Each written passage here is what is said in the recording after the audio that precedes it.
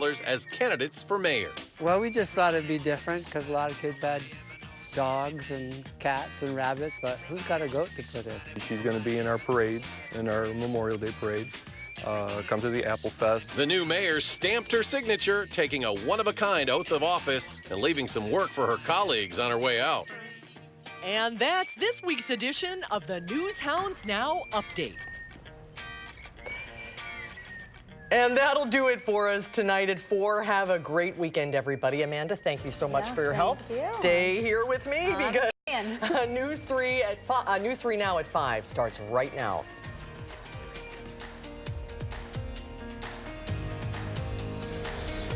And right now at 5, southern Wisconsin is continuing to experience high waters from some of the flooded areas. And one person is unaccounted for, and an investigation is underway after a house fire in Baraboo. We'll have the very latest. 6 months after the shooting at a business in Middleton, employees of Paradigm are thanking first responders. From the Channel3000.com Alert Center, this is News 3 Now at 5. Thanks for staying with us, everyone. This just in from the Channel 3000 Alert Center. Governor Tony Evers has declared a state of emergency due to flooding caused by rapid snowmelt and rain. Today, Dodge and Columbia counties are working to evacuate people as water rises along the Crawfish River. That's where we find our Adam Duxter with the latest on the flooding conditions there. Well, Susan and Amanda, I'm on James Street near the Crawfish River in Columbus, where water is slowly and steadily continuing to rise, up about 5 feet over the last 48 hours, forcing those who live near here to evacuate. And earlier today, we watched as the Dodge County Emergency Response Team evacuated people from their homes to safety.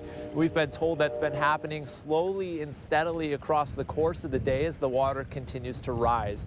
And last night, an assisted living home nearby was forced to evacuate all of its members as well as this flooding continues to get worse. But we did talk to an official today who said no one has been hurt or injured in this flooding so far, and they haven't had to make any rescue attempts to get anyone to safety. But again, still a scary situation for those in Columbus near the Crawfish River as this water does continue to rise. We'll keep you updated on the levels tonight at 6 and 10. All right, thank you so much, Adam. Major flooding in many parts of our viewing area include DeForest. The village dealing with power outages and evacuations. Our Keely Arthur is live there now. Keely.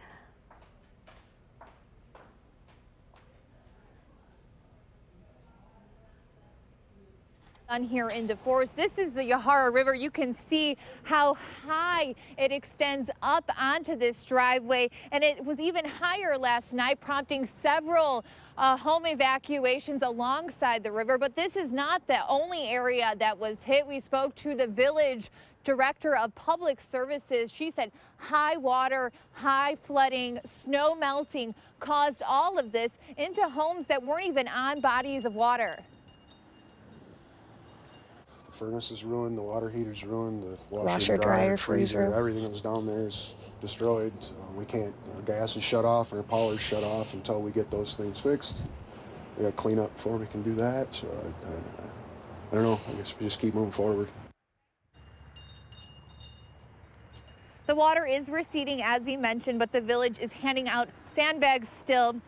That's behind the village hall and the fire station. Now, despite all of this, no injuries to report, which is great, but still some very costly damages. The Naumans do not have flood insurance, like many people who don't live on a floodplain. So still a lot of recovery here to go in DeForest. Back to you. All right. Thank you so much, Keely. The Pecatonica River in Darlington has started to go down overnight. The Darlington Police Department says the river crested at about 17.5 feet and has been slowly receding since then by about 3/4 of an inch per hour. According to the National Weather Service, if things go well, the waters could recede in time for the Main Street Bridge to reopen tomorrow morning. There are still plenty of roads closed across the area due to flooding. In Adams County, parts of State Highway 13, 21, and 82 are closed. In Columbia, Highway 188 near Lodi is closed, and in Dodge County, Highway 60 is closed in both directions. For a full list of road closures, head to our website, channel3000.com. All right, let's get a look at your first alert weather. Meteorologist Dave Caulfield out on the weather patio. Well, Amanda and Susan, the good news from a forecast standpoint is we'll have plenty of opportunities to dry out as we head into this weekend, as the weather remaining pretty quiet across southern Wisconsin. Let's take a look at Doppler track to start out. There is a little bit of snow shower activity trying to break out to our north. It wouldn't surprise me to see a few snowflakes later this evening, but really not many impacts expected with that round of potential snowfall. We're looking at partly sunny skies in Madison. The sun has peaked out over the last few hours on the WISC-TV Skycam. Currently at 40 degrees in Madison, so not too bad, actually pretty close to normal for this time of year, but we're 20 degrees colder than our highs yesterday. So it gives you a sense of how strong that cold front was that came through yesterday. 41 in Mineral Point and 43 in Janesville. It is breezy still, with wind speeds out of the north and west at about 15 to 25 miles per hour, and wind chills are in the lower 30s and upper 20s across the area early this evening. So temperatures will continue to fall through the 30s as we head into the rest of this evening, and the clouds will continue to break up across southern Wisconsin as well. Off to a chilly start on Saturday, but then plenty of sunshine should come our way on Saturday afternoon. I'll have details on the quiet weather on the way and when the 50s return to the forecast in your News 3 Now First Alert forecast in just a few minutes. All right, thank you, Dave. A town of Baraboo woman is unaccounted for after a devastating fire early this morning. It happened on Terrytown Road. Our Madeline O'Neill has more from Sauk County. The fire was at a house on the top of this hill here, and the spring weather and soft ground made it really difficult for vehicles and trucks to make their way up there to fight the flames. Tanker is full of water. You figure 8 pounds to the gallon, a 2,500 pound tanker. You try to take that up a driveway that isn't paved, it's going to sink. And so they have to get the water there by hose. More taxing is the search for a woman who, as of Friday afternoon, was considered unaccounted for. The condition of the house is very difficult, and firefighters are working very delicately and as quickly as they can to get to the bottom of what's going on. Baraboo Police Chief Mark Schaff says it started before 7:30 a.m. when a passerby reported flames. Baraboo firefighters and assisting departments found this single-family house on Terrytown Road engulfed. About 30 firefighters on scene battled the fire to get it put out. By around 8 a.m., flames were out, but the work continued. They're going to go very systematic and piece by piece to determine if there is a person in the residence. Schaff couldn't say at the time how many residents lived in the house, only that people were inside at the time of the fire. Schaff also couldn't say if the home had fire detectors, but that this is a good opportunity to remind everyone to check theirs at home. Anytime you have a possibility of somebody getting caught in a house, smoke detectors work to get people out. The state fire marshals have been called in to assist the Baraboo Fire Department and Sauk County with this investigation. Reporting in the town of Baraboo, Madeline O'Neill, News 3 Now. The state fire marshals are helping Sauk County and the Baraboo Fire Department with investigations into the cause of this fire. The Salvation Army is helping out affected family members. Madison police are hoping the public can help identify an unresponsive man found in Lake Mendota. Emergency crews and police were called around 6 this morning to Lake Mendota after a bystander discovered the man floating in the water near Lake Street. He was then taken to the hospital. The man appears to be in his early 20s and is described as white, 6 feet tall, with a slender to average build. He is 20 to 25 years old with dark, short hair that is a little bit longer on top. Officials say there are no signs of foul play. Milwaukee's police chief says authorities are asking for help from the entire nation to find a missing 2-year-old girl after a man was arrested on suspicion of killing her mother. Chief Alfonso Morales says Darius Higgins has been providing police with information on the whereabouts of his daughter, Noelani Robinson, but it hasn't proven to be true. Higgins is accused of fatally shooting Sierra Robinson and wounding one of her friends on Monday. Police arrested him Wednesday, and prosecutors have charged him with first-degree murder. The suspect is a cold-blooded killer, and our search to find Noelani has become a game to him. And it's obviously apparent that he truly doesn't care about Noelani. Police have said Nolani may be in Minnesota, but Morales emphasized she could be anywhere. 6 months after the workplace shooting at a Middleton software company, Paradigm employees are preparing to move back into their building. They're also thanking first responders for their life-saving efforts on that day in September. Rose Schmidt explains how the employees are moving on. Rose. That's right. So we learned today that 6 months after that shooting, all 4 shooting victims are back at work in a full-time capacity, but some other employees have chosen not to return. As a company, Paradigm wanted to honor the 350 first responders who were called to the scene back in September, where the only person who died was the shooter. Media were not allowed to attend a ceremony today where about 200 of those first responders from a number of agencies were presented with small shadow boxes. Each box contained shards of glass left over from the Paradigm building. And when we went through the building, there's just glass everywhere. So we knew we needed to say thank you. And it just started with an idea. And it started with an idea of saying somehow this glass has to be useful. The head of HR says Paradigm has also vamped up mental health efforts, including in-office therapists, meditation, and group trauma sessions. Employees have been working out of a temporary space while their building undergoes renovations, but they'll return by the end of March. And you may remember that the company used to be called WTS Paradigm, but now it's just Paradigm after the company went through a rebranding back in November, but they say the name change is unrelated to that shooting incident. All right, thank you so much, Rose. Thank you, Rose. The third day of competition is underway at the Big Ten men's basketball tournament in Chicago. After a double bye, the 4-seeded Badgers took on the 13th seed Nebraska this afternoon, and R.J. Wilson has the results of the game. Jay, it wasn't an easy win for the Badgers.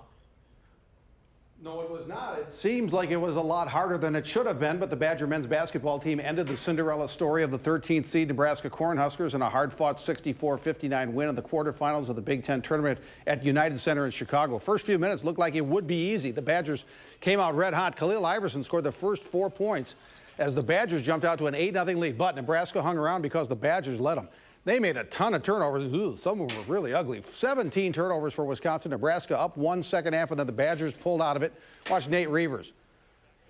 So what if he banked it in? It still counts. Badgers take the lead back, and then they need one more big hoop late. Demetric Trice gives it to them. The 3 in the corner clinches a hard-fought win, and Wisconsin goes into the semifinals. We knew this was going to be, especially with them having played and get a little momentum coming in. We got out of character too many times, but got back in character just long enough to be able to squeak this out.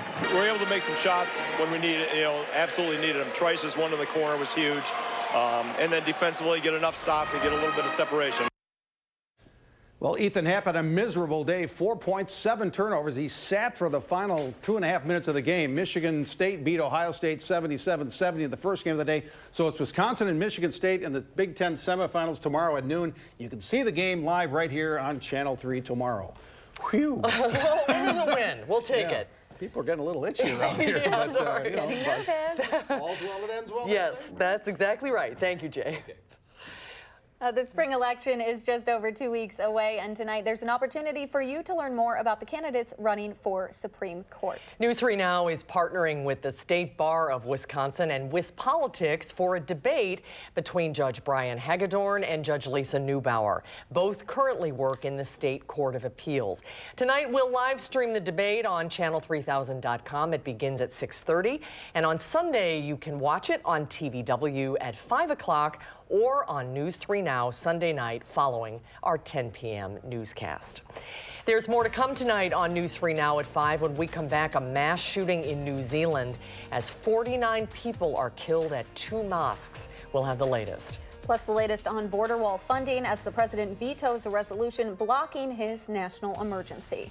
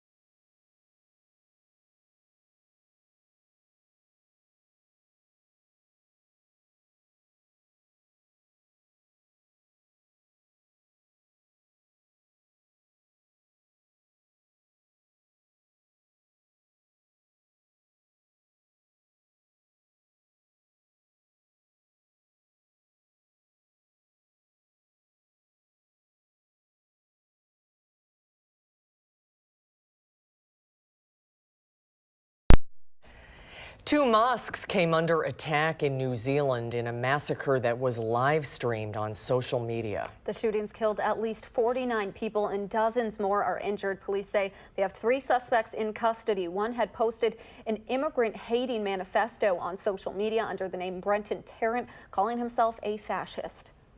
It's absolutely terrifying to think that people could be so cold-hearted and shoot people because of their religion. I'm 66 and never thought in my life I'd live to see something like this, not in New Zealand. Here in the U.S., the White House called it a vicious act of hate, and the FBI says it's standing by to assist New Zealand's law enforcement. President Trump issued the first veto of his presidency, shooting down a joint resolution that blocks his national emergency declaration along the southern border.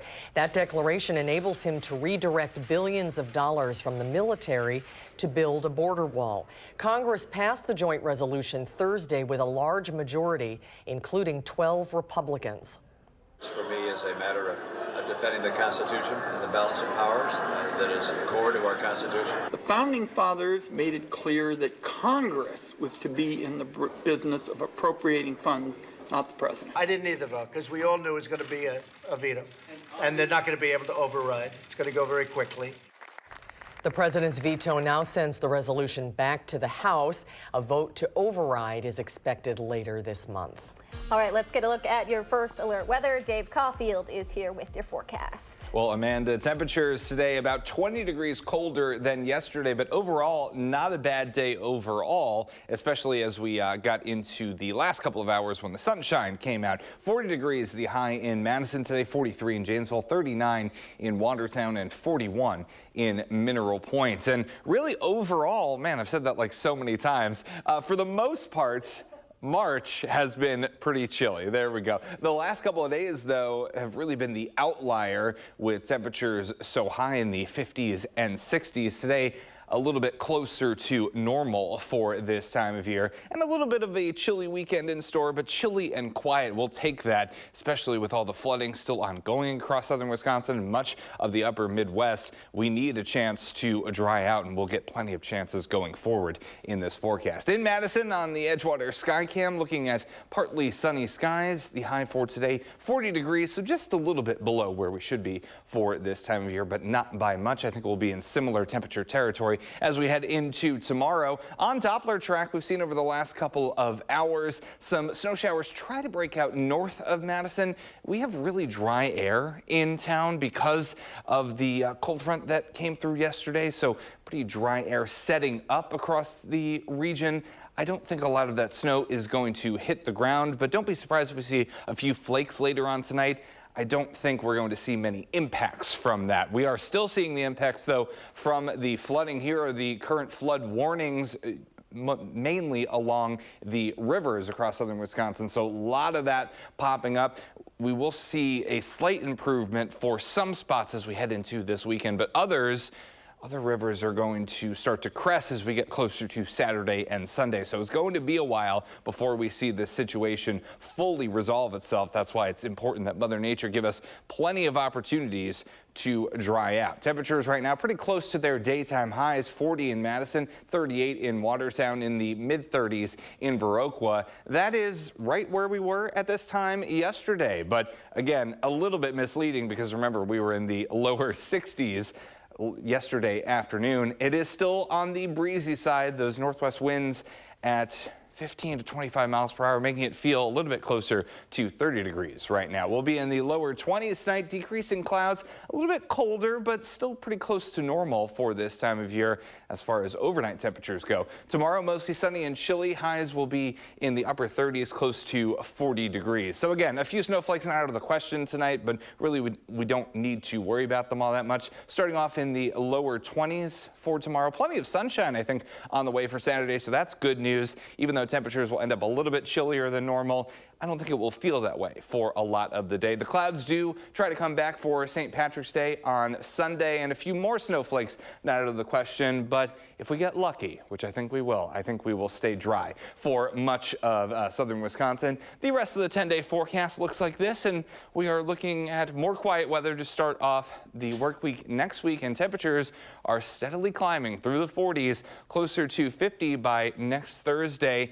and the weather's staying pretty quiet until we get to next weekend, when there's a chance of some additional shower and thunderstorm activity with temperatures in the middle 50s. Here is your first alert traffic update. Let's take a live look at Todd Drive and the Beltline. We are noticing a little bit of slow go as we head eastbound, try to head out of Madison on this Friday afternoon. Lots of road closures still because of flooding, so keep that in mind, but no major accidents or incidents to report. We are noticing the normal slowdowns on the Beltline for a Friday afternoon. Verona Road to John Nolan, that's 17 minutes eastbound with an average speed only around 15 miles per hour. Some other routes in and around Madison, University Ave eastbound to the interstate, that's running a little bit tardy as well with an average speed of around 30 miles per hour. And that is your first alert traffic update. Thankfully, we get plenty of chances to dry out as we head into next week, because the last thing that we need at this point is more rain. Right. So at least we can count ourselves fortunate in that aspect. That is good news. All right, thanks, Dave. Ahead on News 3 Now at 5, a man who's been a crossing guard for 2 decades is a familiar face to many in Verona. We'll introduce you to him after a short break.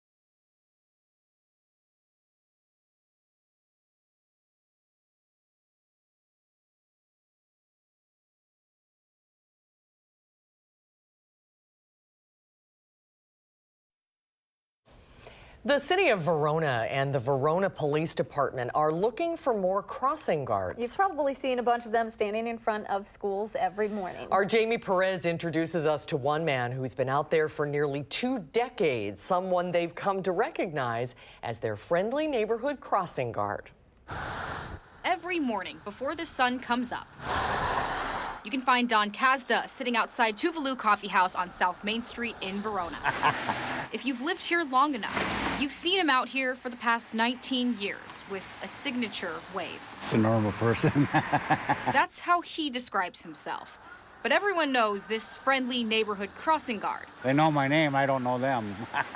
Aside from helping people cross the street, I sit here and wave at the people. every single person, without missing a beat. His favorite part, the kids. It don't make no difference if I have 1 or 20. His least favorite part, Cold weather. he sits here when school is in session, rain or shine, snow or sleet, for 19 years. I used to work up to school, and a guy told me, he said, why don't you be crossing guard? So I started in 2000. Don was a custodian here before he retired. Now, the principal here was not available for an on-camera interview today, but says that the entire time that Don worked here, he would always try his best to build relationships, say hello, and even after he retired, he would still come by to say hi. Shocker, right? Right. He's become so accustomed to sitting in his spot every day, his friends at Tuvalu welcome him to free coffee whenever he wants. We want everyone to feel welcome here, and we appreciate what he does. Gina Kleiser has seen him sitting outside every day for the past year that she's worked here. Before that, she would be in one of the many cars driving past him, seeing that signature wave. Because he'd always wave to me, I'm like, I felt special. But he waves to everybody. He's a sweetheart. When I asked when he might retire for real, I don't know. until he decides, you can pick out this friendly neighborhood crossing guard at his signature spot with that signature wave. In Verona. Sweet, kind, generous, part of the community. Jamie Perez, News 3 Now. Don sits out front of Tuvalu Coffee every day from 7 to 8:15 if you'd like to stop by and say hello. I love that laugh, don't you? That laugh got me. A final check of the weekend forecast when we come back.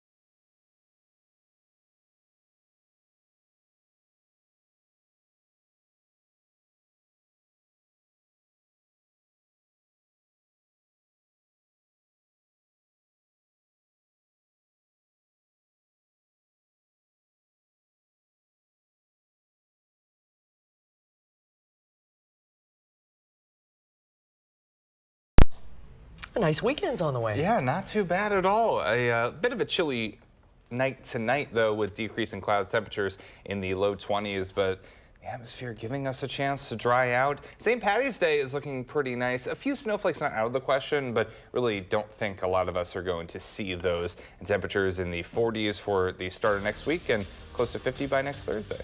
All right, thank you so much, and no rain. Good news. Thanks for watching, everybody. See you back here at 6.